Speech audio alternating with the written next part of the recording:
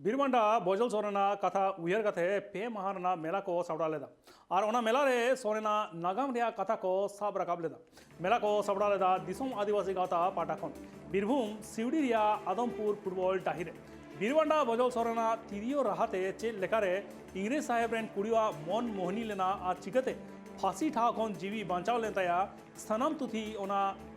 मंचरे को ले सदर कदा और बजल सोरेना मेला टाणी रे भेगार भेगार लेकाना खिलोड हेपड़ाव हको सापड़ा लेदा जहाँ दो कुड़ी गिद्रो और कोड़ा को लगी फुटबॉल खिलोड हेपड़ाव ओना साथे सांस्कृतिक अनुष्ठान स्वाधीनता संग्रामी को जीवनी लई सांताड़ आदिवासी को सेरेन साथे एने हको उदु सदर लेदा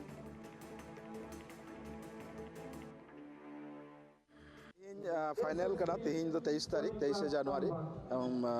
नेताजी सुभाष चंद्र जन्मदिन साउते बजल बीरबांटा बजला नोडे उत्सव ले करावदा बजल मेला ले करावदा पे दिन धरे हुईना तिहिन पे दिन रे फाइनल साउते तिन ट्रेडिशनल रैम शो बिना